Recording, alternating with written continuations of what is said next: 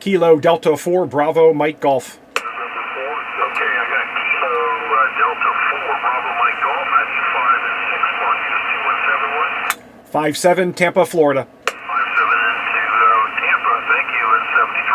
This is Kilo Tango 4 Queen. I think I heard a Kilo. Okay, so we shall let that go in the background. And here we are to talk about my FT-101EE. What's my experience? What are my thoughts? What are my recommendations? And what am I going to be doing with the FT-101EE? Well, it's just another obsession. So here are the things I've learned. I'm going to be straight with you right up front. I will be selling my FT-101EE. It's a bit of something that's a little sad for me to say out loud because I like it. It's something I can see myself getting lost in, and that is the problem. So let me talk to you about the good things and the bad things regarding old radios like this. How's it going, everyone? Bob here, KD4 BMG HOA Ham. If you followed along in the restoration of the FT-101EE, I want to say thank you for following along in this journey, and my apologies to you that the end of this journey is me saying goodbye to this radio. I need to tell you why, and it's really something that's very difficult for me to come to this conclusion. But before I tell you the main reason why I am letting go of this, let me talk about some of the other facts that you need to be aware of if you're going to make an investment in a piece of technology like this that is 30 years old, 40 years old, 50 years old. And the first thing you're going to need to do is to be sure that you are connected to a person that is capable of working on these units, or that you yourself are.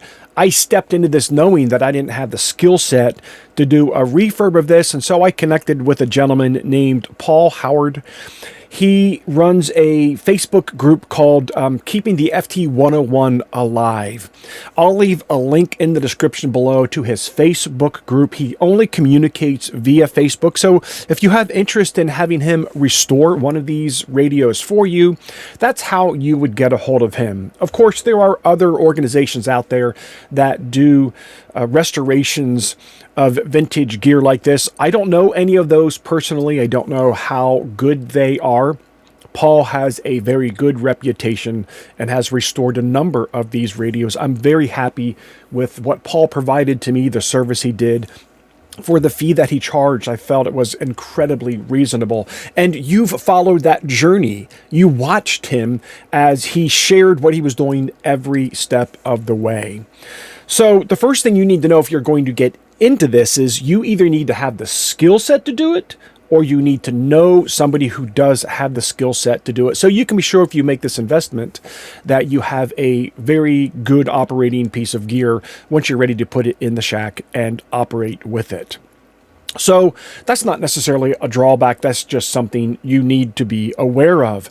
Do be aware of the fact that with vintage gear, you know, these things have an aroma associated with them. All old electronics do. And for some people, that's a problem. I have allergies. My wife has a super sensitive sense of smell. So we could tell that we had an old piece of gear in our home, even after it was restored, because you don't replace all of the electronics on something like this. Now, for many people, if not most people, that's not a drawback, but you need to be aware of that. If you are super sensitive or have allergies, that could be something that may be a deterrent to you. I think I've had a separate shack disconnected from my home, and that was the only thing in that building. Perhaps that wouldn't have been something that I noticed or would have cared about, but because my shack is in the middle of my home, of course I do care about any aromas that this radio might put off. And again, it's not a terrible thing. It's not an obnoxious thing unless you have allergies or a super sensitive sense of smell. So do be aware of that. Does the smell of old electronics bother you? And you might already be aware of that. Do keep that in mind if you choose to make an investment in a piece of equipment like this. So the main reason why Here it is. The main reason why I'm letting go of this FT-101EE after I've invested more in it than I will certainly recoup from it. Of course, I wasn't expecting to sell it, but here's what's happened. Straight up, before Paul completed the restoration of the electronics inside of here to be sure that it was a very good operating radio, I had already bought a second one.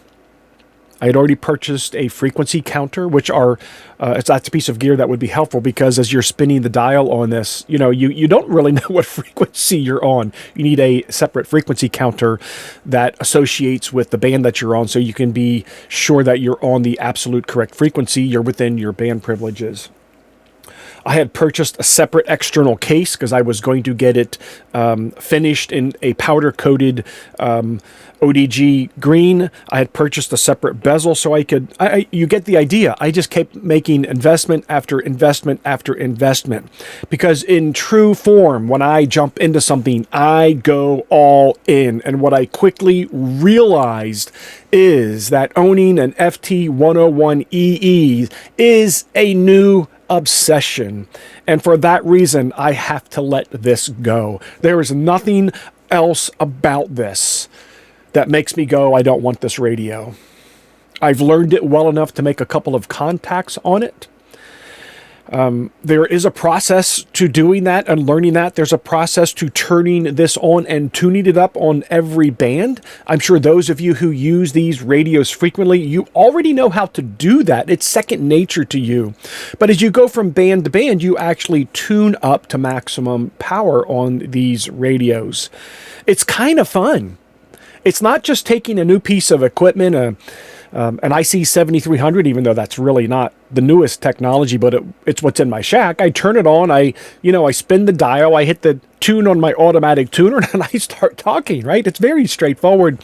This takes some interaction between me and this vintage technology. That's intriguing. So, Bob, what's wrong with an obsession? Absolutely nothing. I'm obsessed with many things in life. I don't talk about it on the channel because it's not the point of this channel, but I'm obsessed with my relationship with my Creator. I'm obsessed with my wife, who I don't know a day in my life that I have not known her. I've known her since childhood, since an early boy, I don't know, 4 or 5 years old. I cannot remember a day that I didn't know my wife. Never dated through high school. We're always great friends. Went off to 2 separate colleges. Then we started dating and eventually got married. Married 40 some years. I guess I'm in trouble because I don't know exactly how many 40 years, but I'm obsessed with my wife. I'm obsessed with providing for my family, which, would be taking care of myself, my wife, our home, our bills, a retirement plan, providing for my children, which they are all older. They've grown and they've moved out of the house. They provide for themselves. I don't mean I have to provide for them. They provide for themselves. But, leaving something for the family someday when I pass on. I'm obsessed with my job, my full-time employment. I work 50 hours a week as a director of global sourcing, strategic sourcing for a defense contractor in the Tampa Bay area. I'm obsessed with that because I have to be at the top of my game because our customers primarily are the military, the armed forces of the United States of America, who I value highly. I'm grateful for what they do for me and for us. So I have to be obsessed with my job. I'm obsessed with amateur radio. Case in point. I didn't even have this back from Paul, and I had already owned a second one that I was planning on learning how to refurb myself. Remember, I'm a pragmatist. I'm not an engineer. I am not an electronics engineer. I am mechanically inclined. I could take this all apart, but I don't know what devices I might be holding in my hand, right? I don't know what's still holding a charge. Are there capacitors in here that have a charge that they're holding after this is unplugged? I'm going to guarantee there are. There are... what's the word I'm after? Tubes. There are tubes in this thing, right? I don't know if they discharge. How quickly do they discharge after I unplug this? There are a lot of things I don't know about this, but I bought a second one thinking I'll learn over time. And then I just kept making investment after investment after investment before I even had this one back. And then I got this one back. And it's taken me a while to actually learn how to use it. Again, I think once you learn how to use it, it's very straightforward. There's an interaction. It's kind of nice to have the interaction with a piece of gear. I have to tell it what to do instead of my 7300 hit a dial, push a tune button, and start to talk. I like the interaction here. But ham radio is already enough of an obsession in my life that I have to get control of it. Remember the things that I said I am obsessed with prior to ham radio? There are 3 and 4 other priorities ahead of ham radio. And then I'm obsessed with being a YouTuber. You should be able to tell that from my content. I try very hard to give you good content. I spend a lot longer on my videos than maybe somebody else might spend on the same topic or the same piece of gear. That's my fault, not theirs. I can't help it. I'm obsessed with doing the best that I possibly can. And do I need a new obsession? I don't have time for another obsession. And I guess that's really the bottom line. Before I even got this radio back, I had already made several hundreds of dollars worth of investments in follow-on purchases. I found myself scouring the internet every day for more. I had in my watch list on eBay 4 different FT-101 iterations and versions, and I all of a sudden realized I have a new obsession that is interfering with my other obsessions. I can't do this.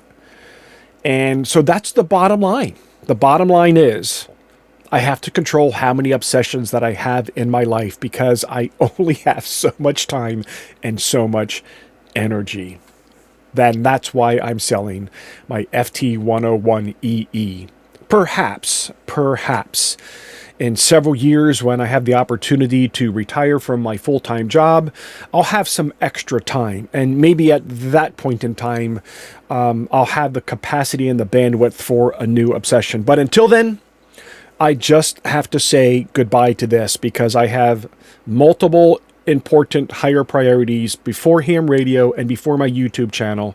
And my ham radio and my YouTube channel are very important to me, and all of a sudden I found a new obsession that was interfering.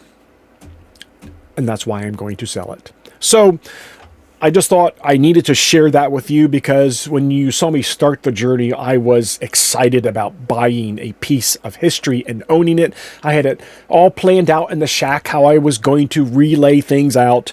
And within a month and a half, I realized, this is an obsession unto itself. Maybe if I didn't have a YouTube channel that I value, a couple of manufacturers that I spend a lot of time talking about and introducing, and talk about going backyard portable here in the Homeowners Association and being able to show you how you can operate within the guidelines of a Homeowners Association and still be an active amateur radio operator. That's my obsession. I can't have those displaced by this one. So thanks for coming along with me on the journey. My apologies if I've kind of let you down a little bit. I'm a little disappointed in myself that I didn't realize that this would become an obsession on the front end. But once I understood it, I needed to get it into check. All the spots on my list for how many obsessions I can handle were already filled, and this one came in and tried to bump something else off, and it can't. So it's officially up for sale, and we'll see how much of the funds I can recoup from this, and maybe after I retire, I'll go back on the used market, purchase another one, and who knows, maybe I'll be smart enough electrically by then to be able to do the restoration myself. Thanks for coming with me on this journey. Thanks for letting me share with you a little bit more of my personal life and my priorities and why this one just can't fit in right now. Don't think for a moment it has anything to do with how awesome this is. It is. And that's why it's an obsession. All right. Talk to you later, friend. 73.